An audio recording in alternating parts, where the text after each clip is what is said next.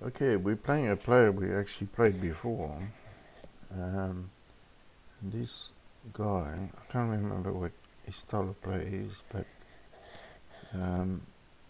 let's just play. I think he's an attacking player, this guy. I would take. We're going to play this line.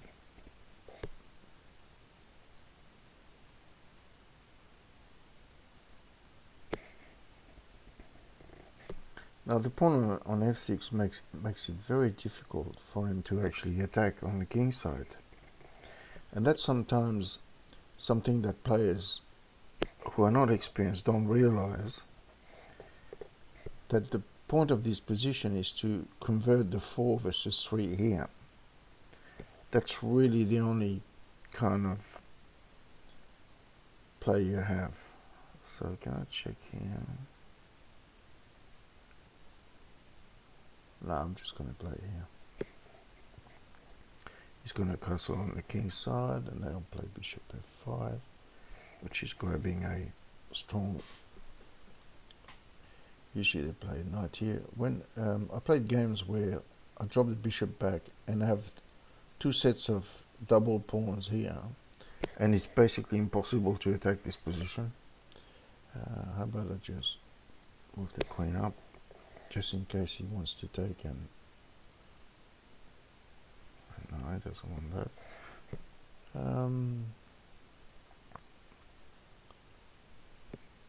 I'm going to let him take if he wants. If he wants to take on a6 and play the rest of his game with weaknesses on white squares, he's free to do so.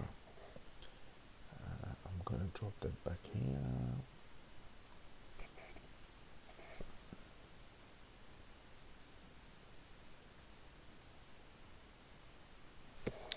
Yes, that's a legal move. We're not going to take, we're just going to play here.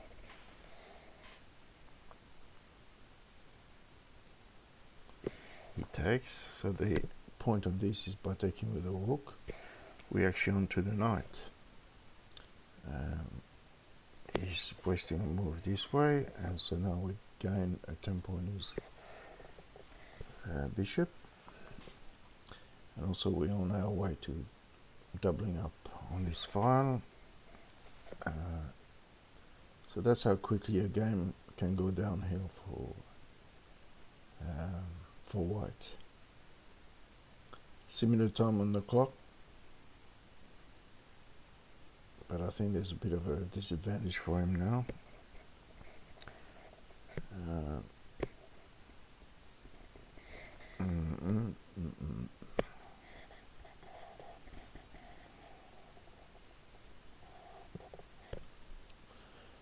Alright, could we just triple on the file?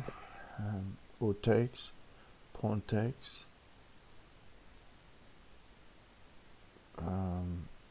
We've got to be careful which is best. What happens if queen e6? What happens if queen e6?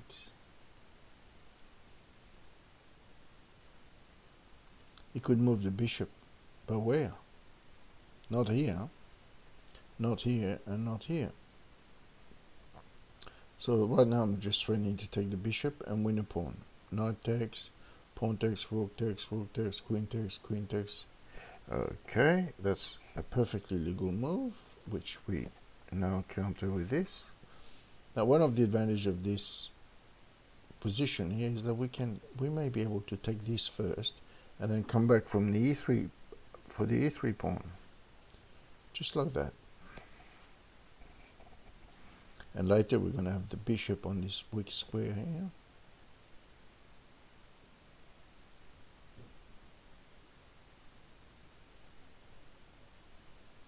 Yes, so how about we just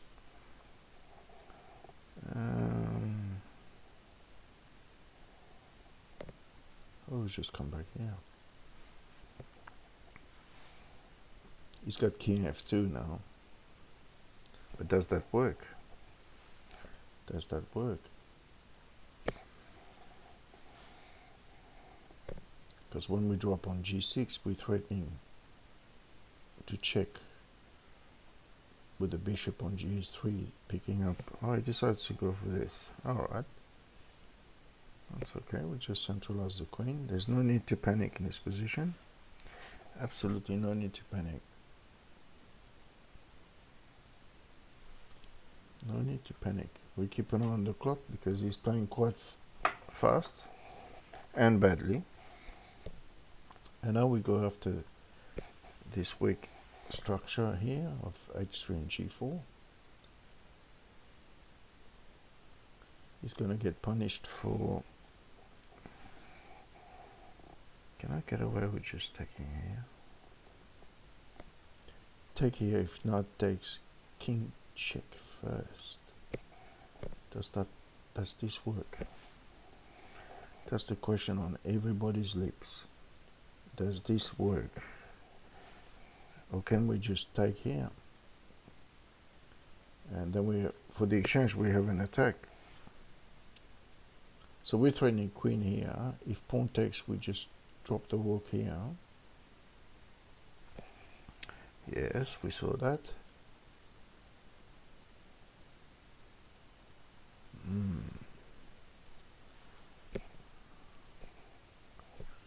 Alright, let's have a look here.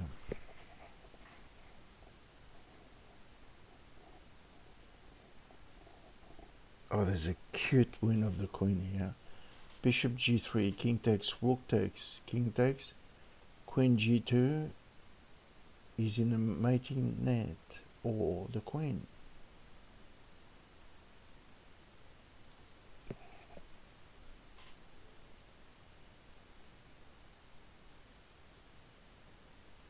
Actually, is in a mating net, full stop. If we miscalculated, we can resign this. Let me just make sure I play the right move here. Okay, where does he go here? King here, h4, g5, king here, queen here, checkmate.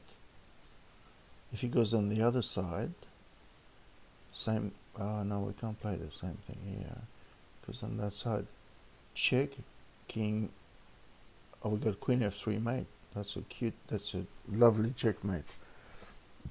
So we're not winning the queen. Yeah, this is the end for him. Very nice sacrifice.